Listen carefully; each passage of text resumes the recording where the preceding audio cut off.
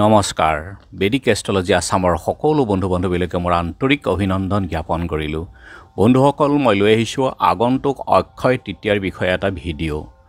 অক্ষয় তৃতীয়াৰ অৰ্থ হ'ল যে কেতিয়াও বিনাশ নোহোৱা, অক্ষয় অৰ্থাৎ ক্ষয় নোহোৱা।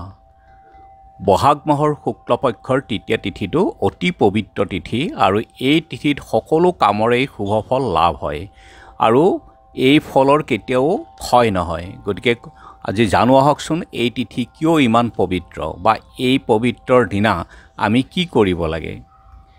এই দিনা সূৰ্য নিজৰ উচ্চ স্থান মেঘ ৰাশিত অৱস্থান কৰি থাকে আৰু চন্দ্ৰও সেইদিনা নিজৰ উচ্চ স্থান বৃষ ৰাশিত অৱস্থান কৰে।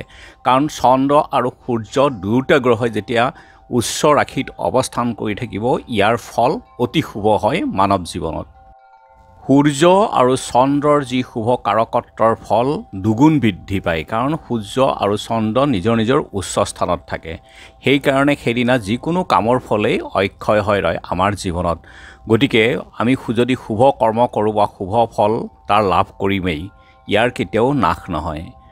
মান্যতা অনুযায়ী শ্ৰী শ্ৰী পৰশুৰাম, নৰনাৰায়ণ আৰু শ্ৰী শ্ৰী মহাপ্ৰভু হয়গ্ৰীৱৰ অৱতাৰ এই দিনটোতেই হৈছিলে আৰু দাপৰ যুগৰ অন্তও পৰিছিলে এই দিনটোতেই আৰু মহাভাৰতৰ যুদ্ধও এই দিনটোতেই অন্ত হৈছিল। গতিকে ই এক অতি পবিত্ৰ দিন, বহাগ মাহৰ শুক্লা তৃতীয়া তিথিটো।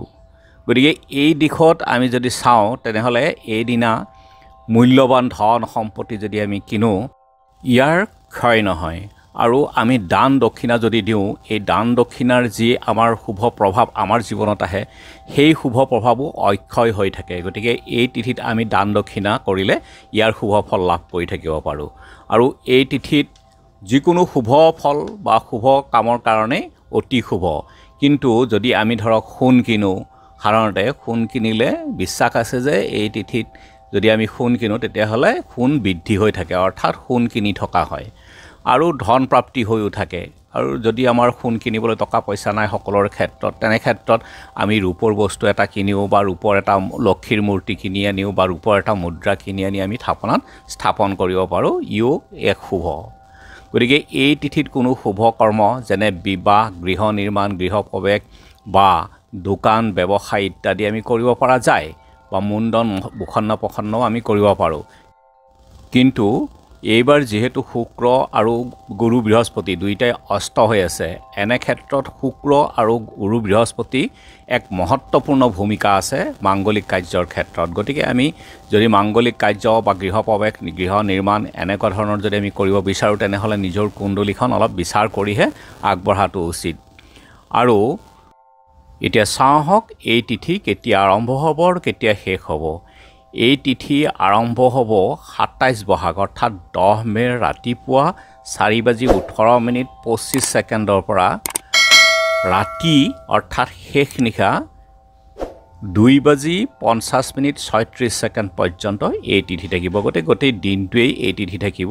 গতিকে গোটেই দিনটোৱেই শুভ বুলি ক'ব পাৰি। এইবাৰ এই অক্ষয় তৃতীয়াৰ দিনাখন যদি 11টা হালধীয়া কৰি আনি হালধীয়া কাপোৰত বান্ধি থাপনাত ৰখা হয় আৰু হালধীয়া বস্ত্ৰ পৰিধান কৰি শ্ৰী বিষ্ণুৰ সহস্ৰনাম পাঠ আৰু শ্ৰী লক্ষ্মীমাৰ শ্ৰী সূক্ত পাঠ শ্ৰৱণ কৰা হয়, তেনেহ'লে ইয়াৰ দ্বাৰা ঘৰখনৰ উন্নতি বৃদ্ধি হৈ থাকে বুলি মান্যতা আছে। গতিকে বন্ধু বান্ধৱীসকল, আপোনালোকেও এইবাৰ অক্ষয় তৃতীয়া তিথি পালন কৰক। যি পাৰে তাকে এটা কিনি ঘৰলৈ আনক আৰু আপুনিও সুখ শান্তিত থাকক। ধন্যবাদ।